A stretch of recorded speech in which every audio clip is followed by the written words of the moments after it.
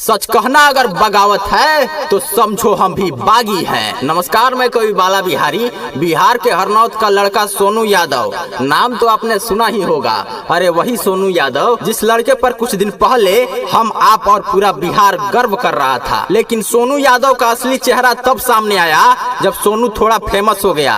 Famous होने के बाद बचवा इतना अहंकारी हो गया कि जो सोनू की हकीकत थी वो हकीकत सोनू के अहंकार ने खुद ब खुद दुनिया के सामने रख दिया। बिहार को बदनाम करने वाला, बदतमीज और नॉन स्टॉप गालियां देने वाला सोनू, गांव का शातिर लड़का, पत्रकारों के सही सवाल पर चिल्ला चिल्ला कर रोने वाला और पत्रकारों को मन भर के गालियां देने वाले सोनू के सर पर उसके चाचा का हाथ है। और उसके चाचा जो करोड़ों के मालिक हैं और तगड़ी राजनीतिक पकड़ रखते हैं, वो सोनू से आईएएस के नाम पर जबरदस्त मार्केटिंग और ठगी कराना चाहते हैं। इसके पीछे सोनू के चाचा का ये स्वार्थ है कि उनको चुनाव लड़ना है, सोनू के नाम पर देशवासियों को मूर्ख बनाना है और खूब डोनेशन लेना है और मीडिया में आके लंबा चौड़ा भाषण देना है। और सैकड़ों लोग एडमिशन कराने के लिए सामने आए तो पढ़ने कतई नहीं जाना है। ये सोनू के घर वालों के और उनके चाचा की सख्त हिदायत है। जानते हैं क्यों?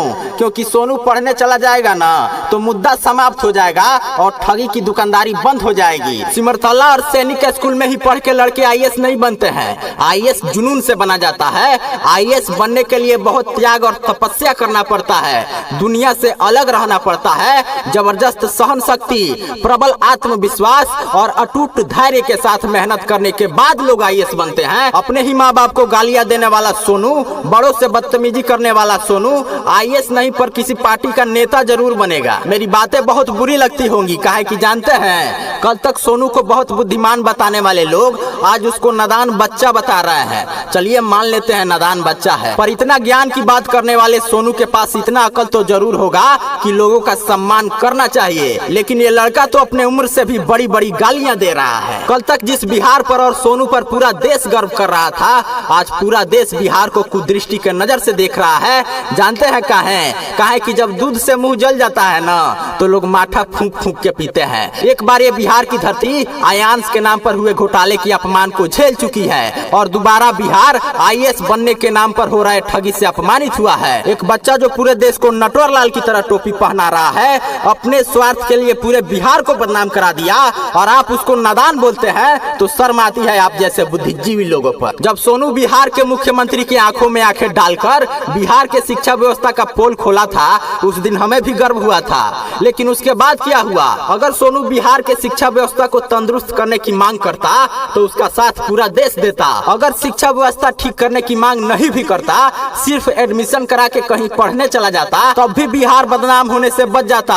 लेकिन इसको तो अभी करोड़ों रुपया डोनेशन लेना है, यूट्यूब पर ब्लॉगिंग करना है, आईएएस कहाँ बनना है। सोनू को तो चंदा के पैसों से एमएलए का टिकट लेके नेता बनना है। कहानी की शुरुआत हुई थी बिहार के मुख्यमंत्री नीतीश कुमार जी से सोनू के मिलने के बाद। उम्मीद ये था कि नीतीश कुमार सोनू का एडमिशन करवा देंगे, लेकिन आपको नहीं पता है, पर नीतीश कुमार को पता है किसी भी राज्य पर वर्षों तक राज करने का, बिना काम किए आराम से सत्ता सुख भोगने का एक ही फॉर्मूला है। सबसे पहले उस राज्य के शिक्षा व्यवस्था को ध्वस्त कर दो, फिर ना कोई पढ़ेगा ना कोई सवाल करेगा। बस इसी नीति पर नीतीश कुमार जी काम कर रहे हैं। बिहार के शिक्षा व्यवस्था को ध्वस्त करने वाले, लाखों बच्चों के जीवन को बर्बाद करने वाले नीतीश कुमार से आप ये उम्मीद कैसे कर लिए कि वो सोनू का एडमिशन करा देंगे और उसको पढ़ा लिखा कर आईएएस बना देंगे? जिस नीतीश कुमार के मैनिफेस्टो में है कि सबसे पहले हमें बिहार की शिक्षा व्यवस्था को पूरी तरह से ध्वस्त कर देना है। बिहारियों की सबसे बड़ी गलती जानते हैं क्या है? इन्होंने आज तक अपना सही नायक नहीं चुना है। आज बिहार को योगी जैसे नेता की सख्त आवश्यकता है और जिस दिन बिहार योगी जी की तरह एक अखंड राष्ट्रवादी को नेता चुन लेगा, उस दिन बिहार को बदलते देर नहीं लगेगी। बिहार फिर से समृद्धि के क्षेत्र में देश का नंबर 1 राज्य बन जाएगा और बिहारियों का खोया हुआ गौरव पुनः उन्हें प्राप्त हो जाएगा। फिलहाल आप इस वीडियो को शेयर करके देश के कोने कोने में इस सच्चाई को पहुंचा दीजिए।